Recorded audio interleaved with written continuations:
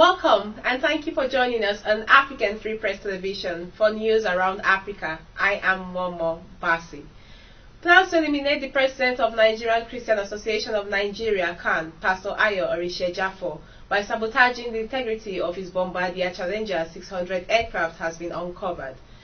Information made available to African Free Press revealed that Pastor Ayo Orisha-Jafo narrowly escaped death due to professionalism of the pilot.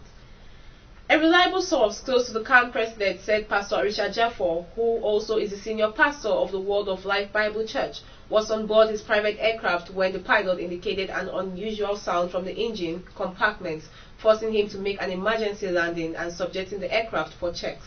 Over 287.4 billion naira loss has been recorded by the Nigerian National Petroleum Corporation from the operations of its subsidiaries across the country, despite the fact that it is meant to be a profitable business venture.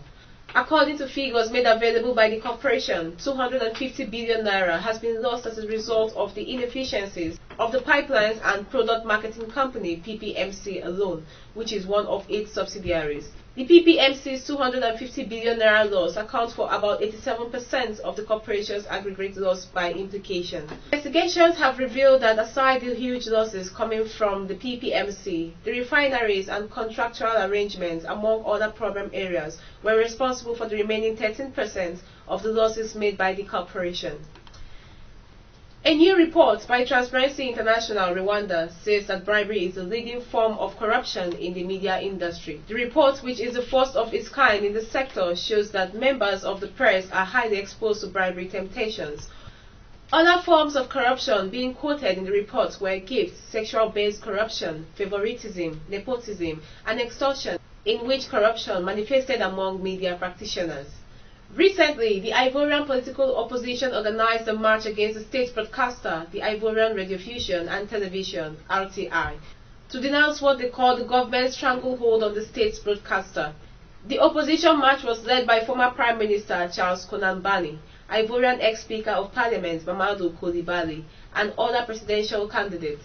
They called on the RTI to give equal access to all candidates and political parties contesting for the upcoming October 25, 2015 presidential elections. South Sudan rebels loyal to former Vice President Riek Machar criticized President Salva Kiir's decision to establish 28 new states. The rebels claim it is a violation of the recently signed peace agreement and an indication that President Kiir is not committed to the peace process.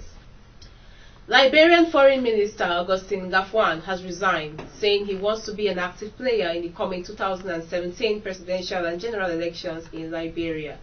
He served the Ellen Johnson Sirleaf government for 10 successive years in various capacities. In a statement issued over the weekend, Ngafwan said there was no acrimonious relationship between him and the president, adding that he had a frank and cordial discussion with the president, who graciously accepted his resignation. Somali Prime Minister Omar Abdulrashid Ali Shamak has announced a new era of hope and peace for Somalia, which has been struggling for years with lawlessness, civil wars, terrorism and piracy. Speaking at the United Nations General Assembly in New York last Friday, Shamak said his government is proposing a grand development plan that will help Somalia build a better and bright future. He proposed that all UN member states should contribute and help Somalia rebuild itself, adding that Somalia does not need charity but a direct investment. Shamak said that the time has come to help Somalis depend on their natural resources rather than insufficient aid from the donor countries.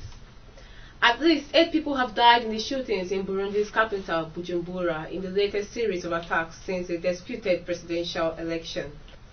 Local residents accuse the police of triggering the killings and being accompanied by unarmed members of the ruling CNDD-FDD party's youth wing, who stole items such as mobile phones from houses. Residents also said most of the dead were civilians and that some had been found with their hands tied behind their backs.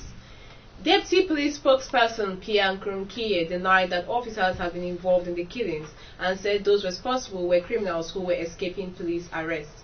That's the stories around Africa. For more, you can log on to our website at www.africanfreepress.com.